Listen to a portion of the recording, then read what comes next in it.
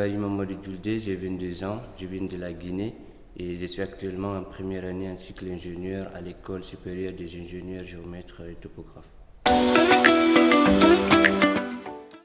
Alors, j'ai entendu parler du concours EGA pour la première fois quand j'étais en première année en classe préparatoire.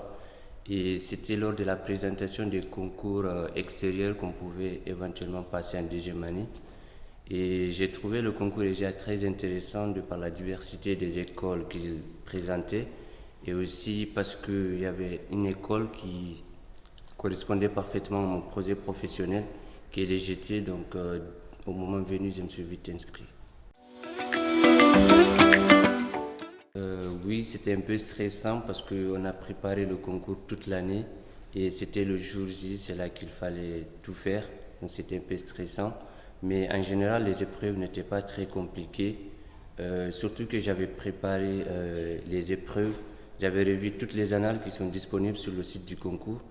Donc c'était pas très compliqué à part quelques difficultés en anglais et aussi en informatique. Franchement, j'ai pas eu de difficultés pour l'obtention du visa. Déjà, j'avais la lettre d'admission de l'EGT et en plus une réservation de logement. Donc franchement, dès qu'on a lancé la procédure, ça n'a pas traîné. J'ai obtenu le visa très vite.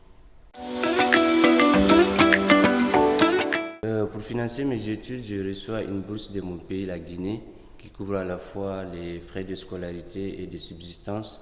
Et je les en remercie ici parce que ça nous permet de se concentrer que sur les études et vraiment sur l'essentiel. À la sortie de l'EGT, je compte d'abord exercer en tant qu'ingénieur géomètre topographe dans un premier temps pour acquérir de l'expérience et découvrir l'emploi dans ce domaine. Mais après, dans le long terme, je souhaite évidemment exercer aussi en tant que géomètre expert.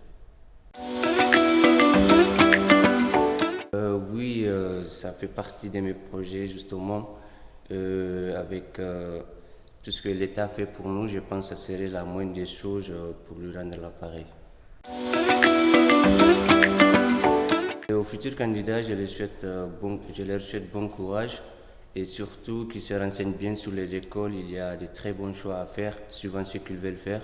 Et le concours aussi présente de très bonnes écoles pour ça. Donc qu'ils se renseignent bien sur les écoles et qu'ils fassent de très bons choix. Et surtout qu'ils se préparent bien en revoyant les annales qui sont disponibles sur le site du concours. Voilà, bonne chance à eux.